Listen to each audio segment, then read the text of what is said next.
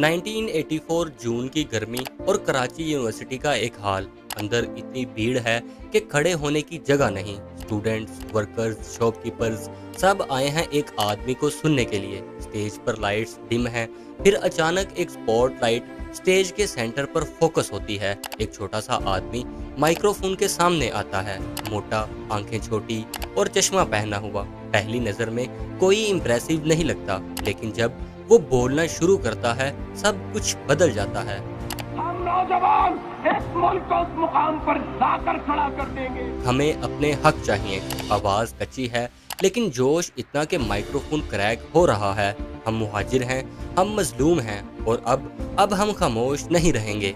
मजमे में सन्नाटा था, फिर एक हाथ उठा, फिर दूसरा, फिर पूरा हाल खड़ा हो जाता है।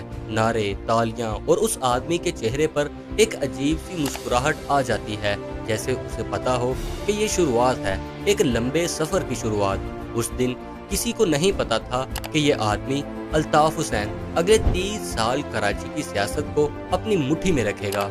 लेकिन वो दिन दूर नहीं था, क्योंकि अल्ताफ हुसैन आम इंसान नहीं था, वो कुछ और था। 1970s अजीजाबाद, एक छोटा सा घर जहां अल्ताफ हुसैन अपनी फैमिली के साथ रहता है। उसके वालिद रेलवेज में मुलाजिम थे, माँ घर संभालती थीं, 5 भाई बहन थे। घर में पैसा कम था लेकिन पढ़ाई पर जोर था। अल्ताफ कराची यूनिवर्सिटी में फार्मेसी पढ़ रहा था।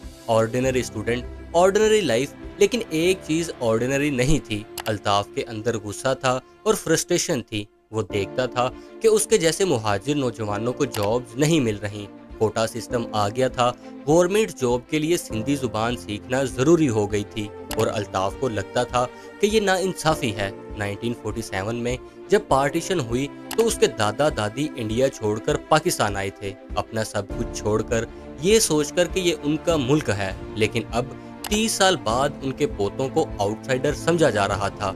ये सब अल्ताफ के जहन में घूम रहा था। और फिर एक दिन यूनिवर्सिटी कैंटीन में वो अपने कुछ दोस्तों के साथ बैठा था। एक दोस्त बोल रहा था, यार कोटा सिस्टम की वजह से मेरा एडमिशन नहीं हुआ। दूसरा बोल रहा था, मेरे बाप का ट्रांसफर कर दिया गया है क्योंकि सिंधी नहीं आती। अल्ताफ चुप बैठा सुन रहा था, फिर अचानक वो खड़ा हुआ।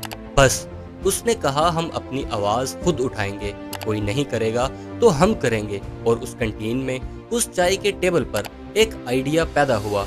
1978, एक छोटा सा कमरा, रात के 11 बज रहे हैं। अल्ताफ और उसके कुछ दोस्त बैठे हैं, कागज बिखरे पड़े हैं, प्लान्स बन रहे हैं। हम एक ऑर्गेनाइजेशन बनाएंगे, आल पाकिस्तान मुहाजिर स्टूडेंट्स ऑर्गेनाइजेशन। किसी ने कहा, लेकिन अल्ताफ, स्टूडेंट बॉडीज तो पहले भी हैं, हम नया क्या करेंगे? अल्ताफ ने मुस्कुराकर कहा, हम सिर्फ स्टूडेंट्स नहीं होंगे, हम मूवमेंट होंगे। और यही हुआ। APMSO सिर्फ डिबेट्स और रैलीज तक महदूद नहीं रही, वो इलाकों में गई, मुहाजिर खानदानों से मिली, उनकी प्रॉब्लम्स सुनी। अगर किसी की जॉब नहीं लग रही थी, APMSO हेल्प करती। अगर किसी के घर पर पुलिस का जुल्म हो रहा था, APMSO वहां पहुंचती। और ये सब अल्ताफ की स्ट्रेटजी थी। सियासत सिर्फ तकरीरों में नहीं, ग्राउंड रियलिटी में होनी चाहिए। कुछ महीनों में APMSO का नाम यूनिवर्सिटी से बाहर निकल गया। मोहल्ले मोहल्ले लोगों को पता चलने लगा, एक स्टूडेंट लीडर है अल्ताफ नाम का, अच्छी बात करता है। 1979 में अल्ताफ ने अपनी पहली बड़ी पब्लिक रैली लियाकत बाग में ऑर्गेनाइज की। वहाँ कोई परमिट नहीं था, पुलिस ने मना किया था, लेकिन अल्ताफ ने कहा, हम जाएंगे। और जब वो जलसे की जगह पहुंचे तो खुद भी हैरान हो गए। हजारों लोग आए थे, पूरा ग्राउंड भर गया था। लोग खड़े थे बेचैन गुस्से में, लेकिन उम्मीद भी थी उनकी आंखों में। अल्ताफ स्टेज पर गया, माइक्रोफोन पकड़ा और फिर वो स्पीच दी जो आज भी कुछ पुराने वर्कर्स को याद है।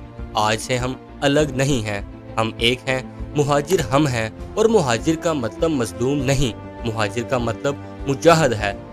मजमा पागल हो गया, नारों का शोर होने लगा। पुलिस ने लाठीचार्ज की कोशिश की, लेकिन भीड़ इतनी थी कि पुलिस खुद पीछे हट गई।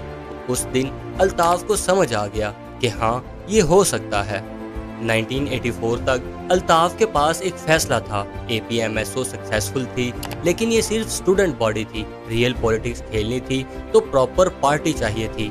मार्च में अल्ताफ ने अपने कोर ग्रुप को बुलाया और कहा, अब वक्त आ गया है, हम पार्टी बनाएंगे, MQM। किसी ने पूछा, मुहाजिर कौमी मूवमेंट? अल्ताफ, ये रिस्की नहीं है? अल्ताफ ने जवाब दिया, रिस्क तो है, لیکن اگر ہم اپنی آئیڈینٹی کو امبیرس نہیں کریں گے تو کوئی اور کرے گا۔ 18 مارچ 1984 نشتر پارک میں MQM کا پہلا جلسہ ہوا۔ آرگنائزرز نروس تھے، کیا لوگ آئیں گے، کیا یہ چلے گا؟ صبح سے تیاریاں چل رہی تھیں، بینرز، سٹیجز، ساؤنڈ سسٹم، اور پھر 4 بجے کے قریب جب الطاف کی گاڑی پارک کے قریب پہنچی تو اس نے دیکھا لوگوں کا سمندر، ہزاروں لوگ آئے تھے۔ الطاف کار سے نکلا، ورکرز نے گھیرا لیا، الطاف بھائی نعرے گونج رہے تھے۔ اس کی آنکھوں میں آنسو آ گئے، کیونکہ یہ صرف جلسہ نہیں تھا، یہ ایکسیپٹنس تھا، یہ ویلیڈیشن تھا۔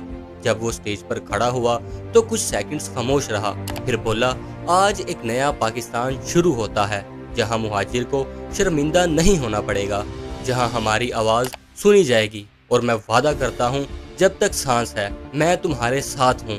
جیسے ہی تقریر ختم ہوئی پورا مجمع ایک دم کھڑا ہو گیا، اور ان کے نعروں کی گونج سے پورا میدان تھرتھرا اٹھا، اور اس دن سے MQM صرف پارٹی نہیں رہی، ایک جذبہ اور ایک پہچان بن گئی۔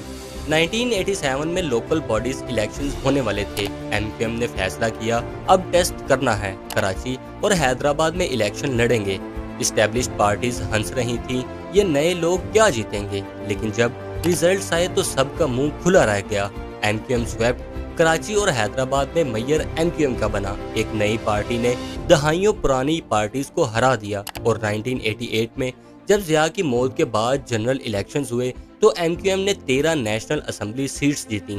اچانک سے الطاف حسین وہ اسٹوڈنٹ لیڈر اب نیشنل پلیئر تھا۔ بے نظیر بھٹو نے گورنمنٹ بنائی پاکستان پیپلز پارٹی کی، لیکن سندھ میں میجورٹی کے لیے انہیں MQM چاہیے تھی، تو ڈیل ہوئی، MQM اتحاد میں آئی، اور الطاف نے دیکھا پاور کا ٹیسٹ کیسا ہوتا ہے۔ لیکن یہاں سے کمپلیکیشنز بھی شروع ہوئیں، کیونکہ اب MQM صرف اپوزیشن پارٹی نہیں تھی جو صرف نعرے لگائے، اب وہ گورنمنٹ کا حصہ تھی، فیصلے لینے تھے، کمپرومائزز کرنے تھے، اور الطاف کے لیے یہ ٹرانزیشن ایزی نہیں تھا۔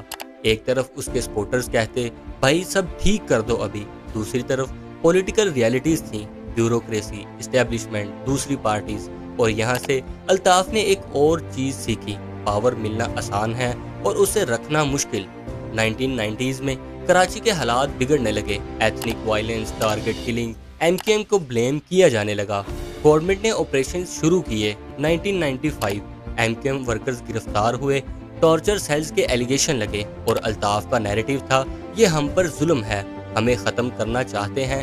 1992 میں الطاف لندن چلے گئے آفیشیلی ٹریٹمنٹ کے لیے، لیکن وہ کبھی واپس نہیں آئے، اور یہاں سے ایک عجیب سچویشن بن گئی، ایک لیڈر جو پاکستان میں نہیں ہے لیکن اس کا ہر حکم مانا جا رہا ہے، phone calls, video links, speeches جو گھنٹوں تک چلتی، ورکرز اسکرین کے سامنے کھڑے ہو کر سن رہے ہوتے اور نعرے لگا رہے ہوتے۔ کریٹکس کہتے تھے یہ کیا سسٹم ہے، لیڈر باہر بیٹھا ہے اور یہاں بلڈ شیڈ ہو رہا ہے۔ سپورٹرز کہتے تھے اگر وہ یہاں ہوتا تو گورنمنٹ انہیں مار دیتی، لندن سے کم زندہ ہیں اور ہماری آواز بنی ہوئی ہے۔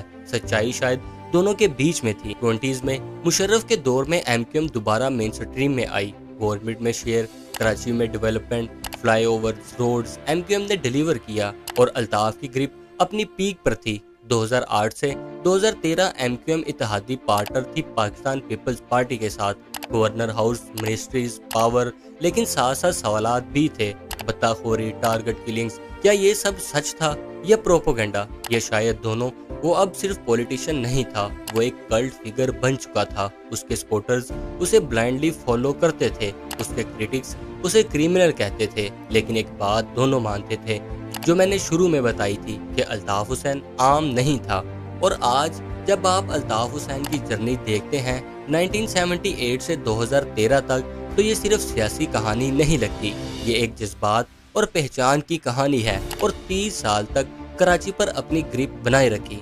چاہے آپ اسے ہیرو مانو یا ویلن، ایک بات تو ماننی پڑے گی، اس نے وہ کیا جو بہت کم لوگ کر پاتے ہیں، ایک اسٹوڈنٹ سے کنگ میکر بنا۔ لیکن آج سوال یہ ہے، کیا وہ ہیرو تھا جو اپنے لوگوں کے لیے لڑا، یا ڈکٹیٹر جو پاور کے لیے سب کچھ کر سکتا تھا؟ شاید سچ دونوں کے بیچ میں ہے، یا شاید سچ سے زیادہ کمپلیکیٹڈ ہے یہ کہانی۔